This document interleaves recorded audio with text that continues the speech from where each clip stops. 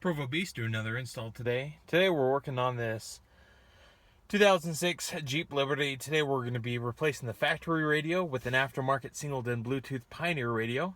What we'll do in this video is show you how to remove the factory radio, get the new radio wired up, what parts you'll need, and reinstallation with a little bit of testing. So, in addition, this install also includes steering wheel controls, which on these Jeeps are actually on the back, the buttons are, so we'll make sure we retain those and make those work with our new radio. Okay, first things first, we got to get this dash bezel piece away from the radio itself, and typically what I like to use instead of a flathead screwdriver is a panel popping tool. Basically, you can get up around the clips of the panel to pop it out safely. So getting up underneath, you can start popping these loose. And again, all held on with clips. Super easy to get into. Now if you find that this is getting in the way, you can put the brake on, pull back the gear shifters just so you can pull this just to the side and get to the 4 Phillips screws on the radio itself. Now like I said, be sure to remove the CDs. Alright, with the foot on the brake, I just pulled this back just a hair so this could come down a little bit lower. I removed the 4 screws out of the radio itself, and then you give this a good tug. It may be in there if the radio's never been out before. Once you do so, get this out of the way, you're going to unplug the wiring harness and the antenna. Okay, so I went ahead and put it back in park. We got the radio removed. Here's your harness adapter that you're going to unplug, and your antenna. Go ahead and plug those. Radio comes free. Set that off to the side. We're actually done with it. I always recommend you keep them in the event you sell the car. You can actually throw the factory radio back in and keep the aftermarket equipment. Alright, here we are at the test bench. We're going to go ahead and show you exactly what the parts you need for this install. Now these Jeep Liberties of course require an antenna adapter, and we're using this Metra 40-CR10 wiring harness, whether you have the amplified version or not.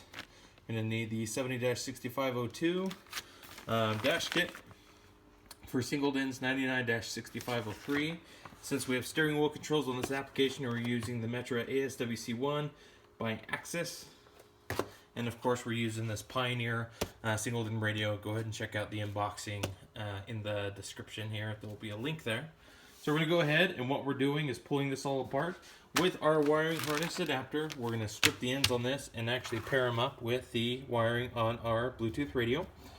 We're going to use butt connectors, crimp everything up, make it nice and clean and safe, and go from that point. Okay, so we got our end stripped on both ends. We're going to start matching up colors and using these butt connectors. We're using a crimper tool, and we're going to crimp those wires together.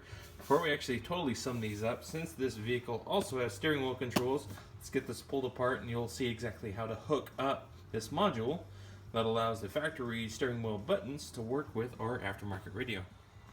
So we got our little steering wheel control module pack pulled apart. You have your main harness itself, and in the event you have JVC or Kenwood radios, you'd use this adapter. If you don't worry about it, throw that off to the side. We're going to get this pulled apart, and then here's our manual instructions of what wires to tap into and how to program it, as well as our main module. Alright, so we got our wiring all pulled apart. This end plugs into our radio in the usually the WR input jack on the back of the radio. Now each car and application are going to be totally different depending on which wires you use. Every application you'll use the red and the black wire, which is your power and ground, which you'll just kind of twist together and tie into the power red wire and black ground wire on our harness, so it receives power when the car is on. But depending on your car, it comes with instructions. It'll tell you which wires in the ASWC1 you're going to need for your application. And we looked up our Jeep Liberty in our instructions, and we just need this pink wire.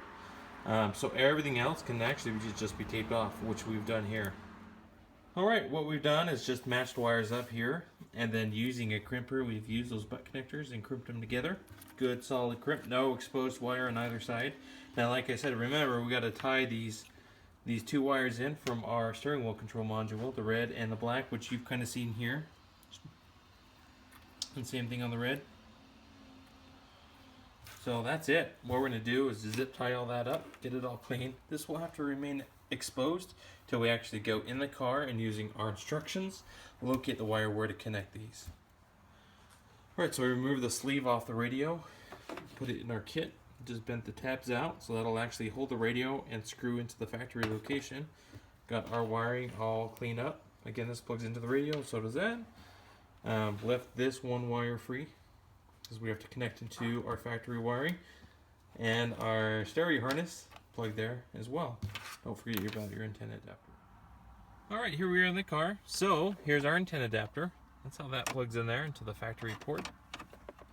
And then we plugged in our main wiring harness. Now in this 2004 Liberty, now it may change on you in terms of color, so that's why you check your instructions, but this one specifically needs this violet and yellow. Alright, so the violet yellow wire, strip both ends, and use the butt connector to connect them together. So that is it. We are good to go. We're going to now get our radio all plugged in with the antenna, main harness, steering wheel control input. Now, if you have a Bluetooth mic or not, you can go ahead and run it at this time. We happen to do in this install. We're going to put it up here on the A pillar and run that down up through into the stereo cavity. Okay, so I just tucked the mic right there on the A pillar and just tucked the wire down. Pulling back the weather seal, I just ran the wire all the way down here. This is your little fuse box panel. Pop that little plastic piece off. You can run it down up underneath. Now there's just two Phillips screws right here. If you pull those down, this panel goes down and you can run the wire right down up underneath. You go right up through the panel into the cavity of the radio. Alright, so we've got everything plugged in here. We've got our antenna all plugged into the back of the radio, the main harness itself, and our steering wheel controls. We still need to plug in the mic. But let's get this programmed. Now initially when you get this in, this may cycle back and forth between lights. Push the reset button in there, and then as it starts flashing, you just tap the volume up on the back of the steering wheel repeatedly. And then once it stops flashing rapidly, it's going to go through a series of slow flashes where you don't touch any buttons, and it's doing the automatic pair at that point. Alright, I've already programmed it so I know it works, but I'm going to redo it so I can show you. So you push this in while the car's on and the radio's on, and it's going to flash like that. Tap volume up repeatedly. Keep holding that there, you're going to see it flash for a while. Sorry for the jiggling.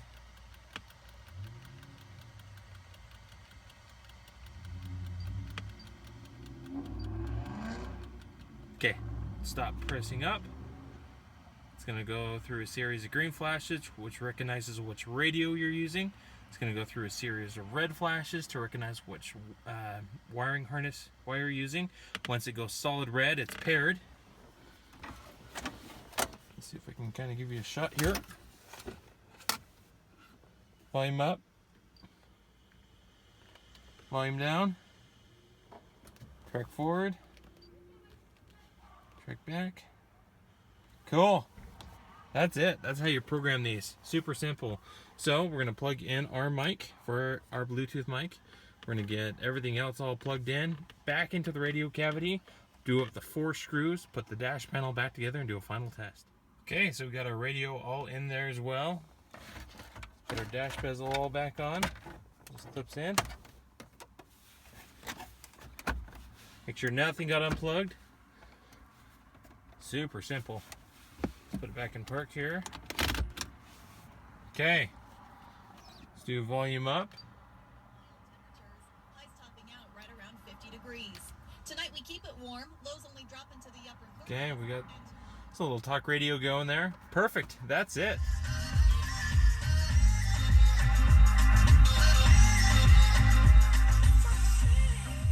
There you go. Go ahead and check out the unboxing link in the description so you can kind of see what it comes with. That's it for this install. Thanks guys for watching. Hopefully this was super helpful for you. Be sure to hit that subscribe button down below, like the video, share it with your friends, and we will certainly see you in the next video.